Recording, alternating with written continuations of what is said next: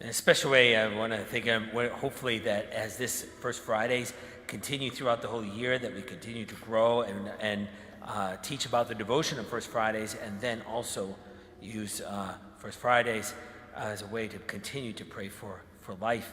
You know, there are a lot of people that we're just sort of want to thank and make sure, you know, because I called Pam and I'm like, Pam, we got to at least have a little music, and then the Wilsons volunteered, and then we have a couple of others, and then Johnny, and then with the food downstairs after. We have just a simple kind of soup, kind of a good Friday, a continued Friday kind of experience of soup, of, you know, a simple kind of meal, but yet still something that can nourish us to stay strong in faith, you know. And so anyway, with all the people who have been that were willing to step forward, it's great. Because, you know, one of the things that in my notes here is that I'm a little intimidated because I'm kind of preaching to the choir, right? I mean, obviously, if we're going to do something First Friday devotions, I know a lot of you have already enthroned your home to the Sacred Heart.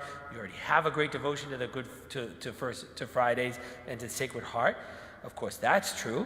And most of you could probably preach on life a whole lot better than I could, because you have been long-time kind of life people.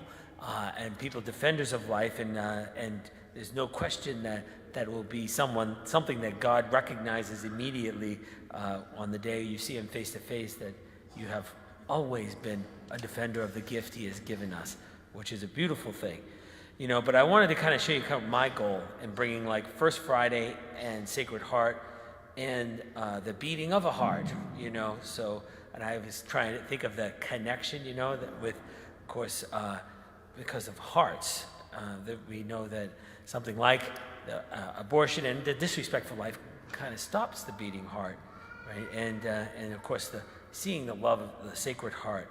But first, I just want to give you, because as part of my inaugural one, and you'll be many others after, but homilies, of course, for the next at least 12 months anyway, if you continue. But Sacred Heart of Jesus. One of the things that I think I'll put all together just for a little sharing for you today. The first is, with the Sacred Heart of Jesus connected to praying for life, is that it is also filled with great mercy, right? That's those who have divine mercy, Sacred Heart of Jesus, same kind of devotion, different eras, but the same truth being told, maybe in a little different way, but it's still filled with mercy. So especially on the lives of those who've been affected by abortion, those who have been affected by the disrespect for life, that you know, that is filled with God's mercy. We proclaim that, you know, even as we pray for the end of the attacks on life, we also pray for those who become the victims of it, and those for many different reasons, and maybe after a conversion of heart, that they really come to know God's great mercy through the Sacred Heart, right, through divine mercy, and that's part of God's gift as well. Second part is to pray together. You know, I think apostles prayed together in the upper room with the Blessed Mother. We got to pray together, you know, and to recognize that we need strength from God to continue, but then also, too, that this is the work of God. It's not our work. This is work. All we're doing is joining our voices and our hands and our hearts and our minds to the work of God, who's the giver of life. And so we have to remind ourselves that first and foremost, it's our job to stay holy, right? And not ever reduce ourselves to the exact cause we're trying to, you know, we're trying to end, which can be easy for us sometimes. But it's filled with, sometimes we can get angry, sometimes we can get judgmental, we can fall into the same trap that the devil wants to use to pull us right down into that kind of, you know, that kind of swill, so to speak. So our God is to remind ourselves that Mass is what, you know, certainly, so what could I offer? I could offer Mass.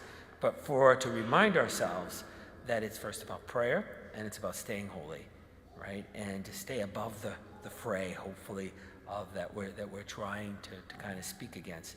And then also to pray for those who disagree with us, you know, especially those who continue with all their might and money to promote abortion, that we pray for those who disagree with us, recognize them, pray for a conversion of heart, right? And that we do really want the good to come, and not harsh judgment, but for a change of heart like Jesus would want. You know, one of the things I think of is when I was working with the Sisters of the Precious Blood. Of course, you know, they no longer have a monastery here in Portland. The last one is sort of in a nursing home in New Hampshire, and I still remember Sister Mary Jo. She's a big part of my early priesthood. And I always remember that Sister Teresa was there, and Sister, she would tell like how they pray all day for those who don't pray.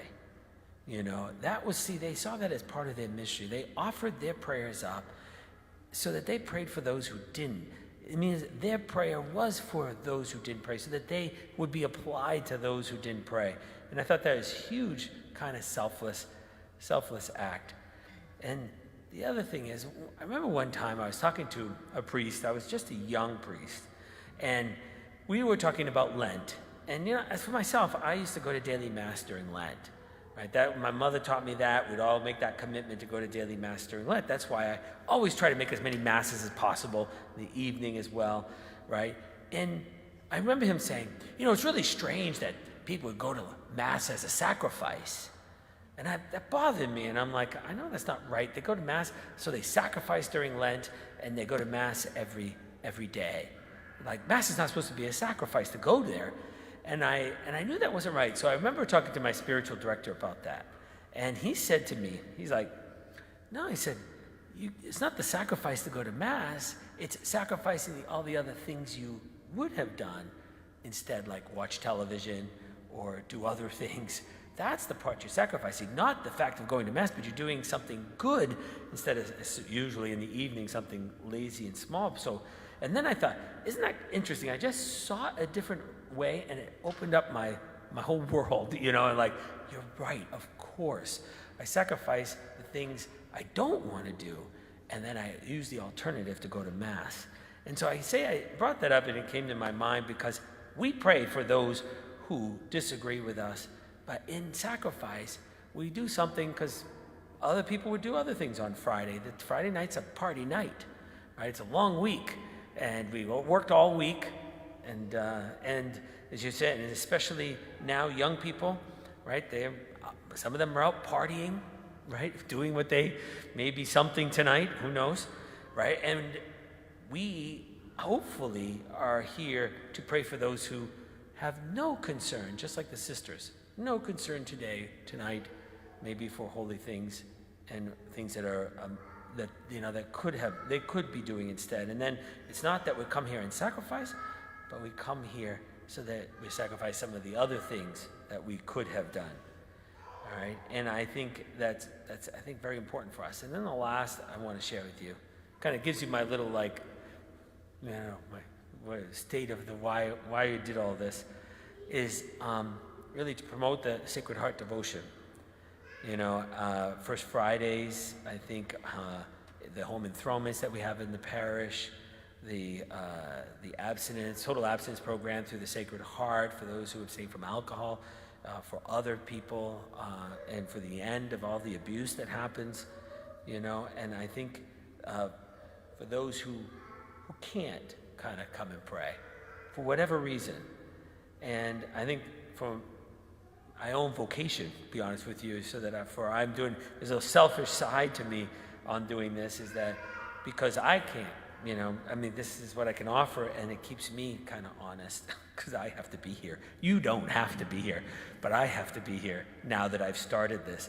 And and I believe John Paul II, it says, you know what? Commitments make you something, make you into something.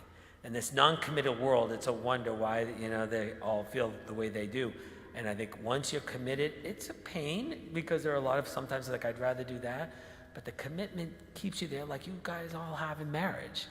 You know, it's going to keep me coming back, just like you have to keep being faithful to your spouse. It's the same kind of thing. And so I think that's why I said if I could put it out there. But then what's great is, you know, I recognize you all come, which is even more amazing, I think. So that's why. So part of this is for my own spirituality and my own vocation. You know, there's no question in evening mass.